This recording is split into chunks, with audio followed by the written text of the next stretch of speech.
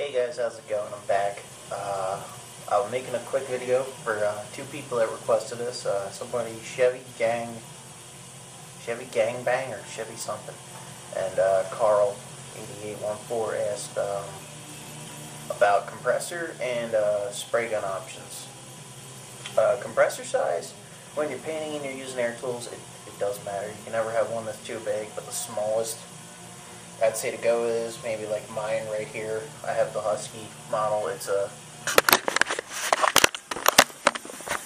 26 gallon, 5 horsepower. It can be converted from 120 over to 240. I may do that when I set up my garage because I can hook up this side here and I'll run air lines through it and all. Yeah, not a shop, but my own garage. And you always want to look at the CFM it puts out. I'm going below 40, so I'm shooting a 20, so it'll be actually more than that. And even though it's like 5.8 CFM at 90, it still holds up to my DAs, my grinders, and all. If you look usually in the manual, on this compressor, I'm lucky enough, it says on the side what it'll power. And it does work well. I mean, I've painted 2 cars with it so far, and it works fine. The only thing I do is,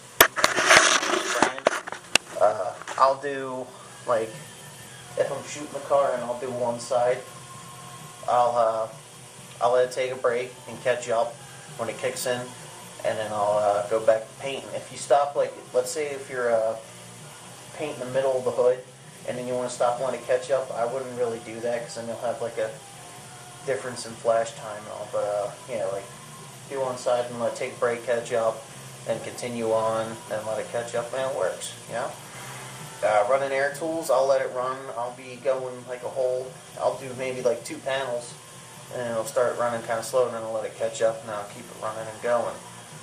And then, other than that, I guess I'll touch on the subject now of painting, because they were also asking about spray gun adjustments and all that, and I know I got both videos, like, separate, one about spray guns, and then another one about, compressor size, and I'll just put them at the bottom here on video responses. But I figure I'll just make one that's combined. The spray gun, when you have a system, when you're painting, you want to have very good air supply. This one here, as you can see, I got it all hooked up, and it's leaking from here, driving me nuts. But this is just a Husky gravity fed. It's actually pretty good for general work. Like, as you can see here, I've got a filter here, and I put Deskin beads at the bottom just because I figure it captures more water.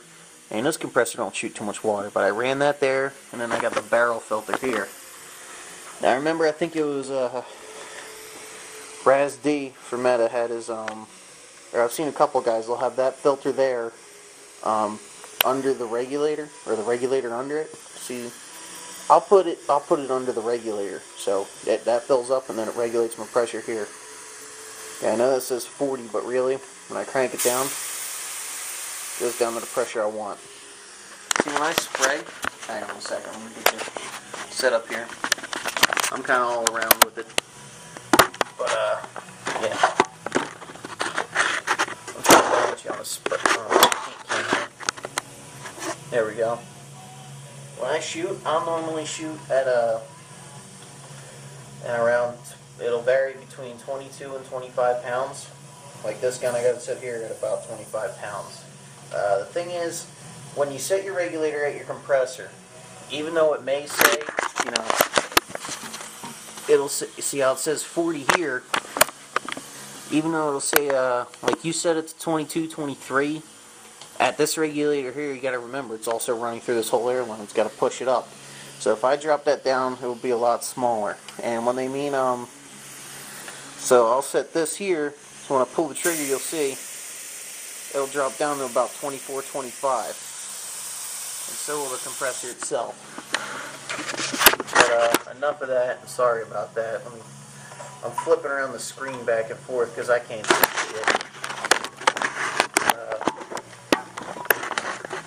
Angle get back over towards the paper here. Show you the adjustments. The adjustments on your gun are pretty easy. Some of them at the bottom here will have a an actual air valve. Other than that, there's your needle control. This needle here controls how much paint it lets out. So if you have it all the way in, it'll let out minimal material, and your trigger will be very reactive easily. You'll see. It actually won't let no material out. And then the farther back you let it out, the more material it will let go. I'll mainly keep mine like 2 1/4 turns in. That's about it. And then other than that, so I like the trigger to go all the way back.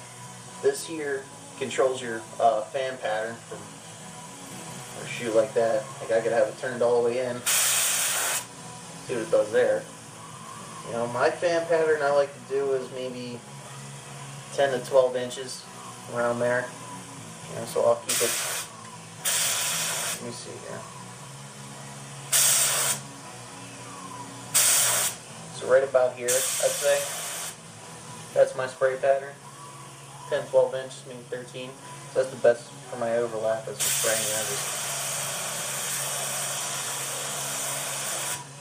it helps. And no, I'm not spraying lacquer, I'm just spraying water. And that's about it. I mean, other than that, I don't know what else I could touch on. When you read the procedure pages, I've been asked this before, but it means 10 psi at the air cap. That means it's 20 something at the gun. When it comes to here, it's 10 pounds. I've actually seen an attachment on your spray gun heads that you can have a regulator here that I'll show you. 10 pounds at the air cap. But other than that, when it comes to painting, make sure you have the right amount of pressure, the right amount of air supply, the clean air, clean the air, less paint defects. You know, that's the best I can cover. If anybody else wants to add, feel free to. I mean, yeah, I've only been painting for, I don't know everything about it. You know, I'm only shooting single stage every day when I go to my job. But that's it. Other than that, if you have any other questions, feel free to ask. If anybody wants to add to this, just go ahead. Catch you later.